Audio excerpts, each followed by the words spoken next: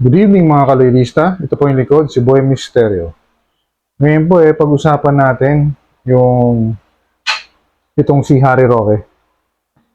Yung kanyang mga pahayag dun sa kanilang prayer rally. Kasi doon pinupuno niya yung pangako raw ni PBBM na 20 pesos na bigas. Binabalik-balikan yun.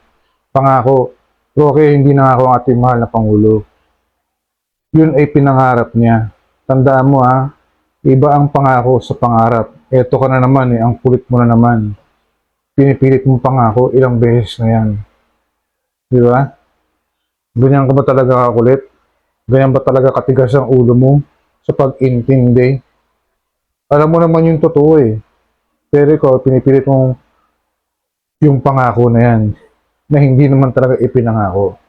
Ngayon, ito pakinggan natin ang sinabi ni Roque dun sa prayer rally niya. Hindi pala prayer rally yun, campaign rally na pala yun. Pero yan, may sagot na ang mahal na Pangulo dyan kung bakit ganyan kataas ang bigas. Pero ito muna, pakinggan natin itong mga pinagsasabi ni Harry Roque dyan tungkol sa 20 pesos na bigas na hinahanap-hanap daw nila. Pakinggan natin. Ang pagmamahal ng tao, hindi sa pagmumudmod ng bigas, na galing din naman sa taong bayan, linagyan pa ng pangit nilang mga muka. Mas masarap po yung bigas na walang pangit ng mga muka. Dahil hindi namin kinakailangan ng imahe ng tambaluslos sa kakainin namin bigas. Ang kailangan namin, yung pinangakong 20 pesos sa kada kilong bigas. At hindi ang pinamumudbod na bigas na may muka ng tambaluslos. Sayo na yan. Lamunin mo yan. Ayan mga kaloylista, narinig niyo kung gaano kabastos yung buwanga ni itong si Roque, no? Sa bagay, kanina po magmamana niya, kundi sa amo niya. Na ganyang kabastos ang bunganga. Ewan ko ba, ano nakain ito, ba't ganyang kabastos ang bunganga itong si Roque? Yung pinipilit niya na 20 pesos na bigas, hinahanap-hanap daw nila. At saka yung bigas daw na nilagyan ng larawan na pangit. Di ba? Ano sila kabastos? Hindi mo naman kailangan sabihin yun dahil hindi naman totoo yun. Yung bigas na yan, may sagot na si PBBM dyan kung bakit tumaas. Eto Roque, makinig ka sasabihin ni PBBM. Abogado ka pa naman. Pakinggan mo, namnamin mo yung sasabihin ni PBBM. Ito pag hindi mo pa naiintindihan, ewan ko na lang, untog mo na yung ulo mo sa pader. Pakinggan po natin ang sinasabi ng ating mahal na Pangulo tungkol sa pagtaas ng bigas. Dear Mr. President, greetings from Lian. In the name of the Lord, I am Lian Leo Mayan and from Santa Rosa, Laguna.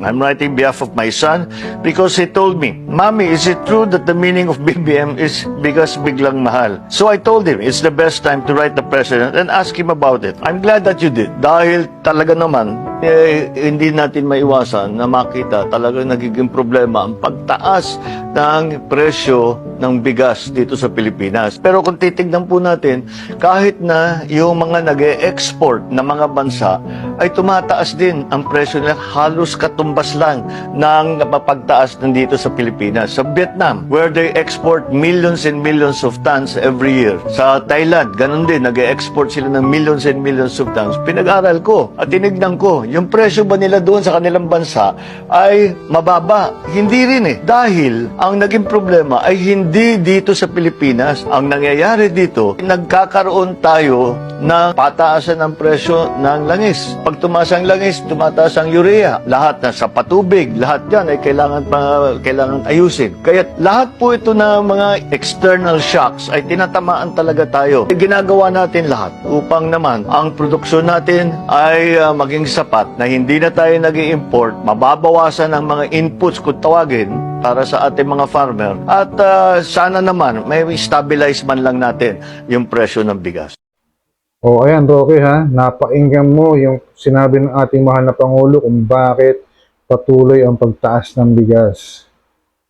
Tagalog yan Tagalog. Sana naiintindihan mo. Kung di mo pa naiintindihan, ewan ko na lang kung bakit napakatigas ng ulo mo sa pag-intindi sa mga sinasabi ng ating mahal na Pangulo. O sadyang ayaw mo lang intindihin. Dahil sa pamumulitika niyo, ginagamit yan, obvious naman eh. Yung sa campaign rally niya doon sa Cebu, noong February 25, obvious naman, na campaign rally yun. Nadulos nga si Vic Rodriguez, di ba, na mag-iikot kayo sa buong Pilipinas.